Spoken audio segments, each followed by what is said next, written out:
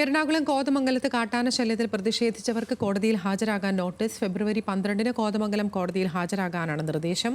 അതേസമയം കാട്ടാന വീണ് തകർന്ന കുടിവെള്ള കിണർ അധികൃതർ ഇതുവരെയും നന്നാക്കിയിട്ടില്ല. കഴിഞ്ഞ ഏപ്രിലിലാണ് കോട്ടപ്പടിക്ക് സമീപം സ്വകാര്യ വ്യക്തിയുടെ കിണറിൽ കാട്ടാന വീണത്. തുടർന്ന് കാട്ടാന ശല്യത്തിന് പരിഹാരം വേണമെന്നാവശ്യപ്പെട്ട് നാട്ടുകാർ രംഗത്തെത്തി. പ്രശ്നത്തിന് പരിഹാരം കാണാതെ ആനയെ കരയ്ക്ക് കയറ്റാൻ അനുവദിക്കില്ല എന്ന് നാട്ടുകാർ നിലപാടെടുത്തതോടെ ജനപ്രതിനിധികളും ഉദ്യോഗസ്ഥരും ചർച്ച നടത്തി പരിഹാരം കാണുമെന്ന് ഉറപ്പും നൽകി. എന്നാൽ നൽകിയ വാഗ്ദാനങ്ങളൊന്നും ഇതുവരെ നടപ്പാക്കിയിട്ടില്ല. പകരം കോടതിയിൽ ഹാജരാകാനാണ് പുതിയ നിർദ്ദേശം. നാടിനു വേണ്ടി പ്രതിഷേധിച്ചതിൽ ജയിൽ ശിക്ഷ തരുന്നെങ്കിൽ അത് അനുഭവിക്കാൻ തയ്യാറാണെന്ന് പ്രദേശവാസികൾ പറഞ്ഞു. ഞങ്ങൾ അന്ന് മുമ്പിൽ നിന്ന് പലർക്കും ഇന്ന് കേസാണ്. ഈ 12-ാം തീയതി കോടതിയിൽ ഹാജരാവാൻ പറഞ്ഞേക്കാണ്, കോതമംഗലം കോടതിയിൽ. അപ്പോൾ ഇത് മുമ്പിൽ നിന്ന് നമ്മൾ എന്തെങ്കിലും സംസാരിക്കുന്നവരെ എല്ലാം ഇതുപോലെ കേസിൽ കുടുക്കി അകത്തിടാനുള്ള ഒരു പരിപാടിയാണെന്നുണ്ടെങ്കിൽ ഈ നാട്ടിൽ എങ്ങനെ ജീവിക്കും എന്നൊരു പിടുത്തവുമില്ല.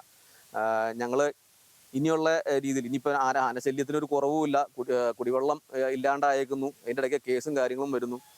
നമ്മൾ എങ്ങനെ മുമ്പോട്ട് പോകുമെന്ന് അറിയാൻ വളരെ അവസ്ഥയിലാണ്. കാട്ടാന ശല്യം മൂലം ഇവിടെ ജീവിക്കാൻ ഭയമാണെന്നും പ്രതിഷേധിച്ചവർക്കെതിരെ നടപടി ഉണ്ടാകില്ലെന്ന് അധികൃതർ ഉറപ്പു നൽകിയിരുന്നുവെന്നും പ്രദേശവാസിയായ ജോജോ ജോസഫും പറഞ്ഞു. ഈ ആവശ്യങ്ങൾ പറഞ്ഞ ഞാൻ ഉൾപ്പെടെയുള്ള 15 പേർക്കെതിരെ ഒരു സമൻസ് അയച്ചിരിക്കുകയാണ്. അപ്പോൾ 12-ാം തീയതി എന്തായാലും കോടതിയിൽ ഹാജരാകണം. അതിനുശേഷവും ഇതേ ആന തന്നെ നമ്മുടെ ഏരിയയിൽ വന്ന് പ്രശ്നങ്ങൾ ഉണ്ടാവുകയും തുടർച്ചയായി നാശനഷ്ടങ്ങൾ ഉണ്ടായിക്കൊണ്ടിരിക്കുകയാണ് ചെയ്യുന്നത്. അപ്പം നിലവിലിപ്പം നമുക്ക് ഈ കുഞ്ഞുകുട്ടികളെ ഒക്കെ ആയിട്ട് ഇവിടെ ജീവിക്കാൻ തന്നെ ഭയമായിട്ടിരിക്കുന്ന ഒരു അവസ്ഥയിലാണ്.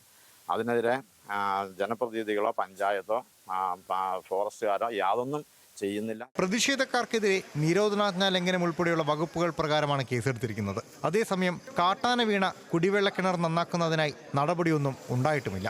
ജനപ്രതിനിധികളോ ഉദ്യോഗസ്ഥരോ ഈ ഭാഗത്തേക്ക് തിരിഞ്ഞു നോക്കിയിട്ട് പോലുമില്ല എന്നും കിണറുടമയായ സിജു പറഞ്ഞു. ന്യൂസ് മലയാളം, കൊച്ചി.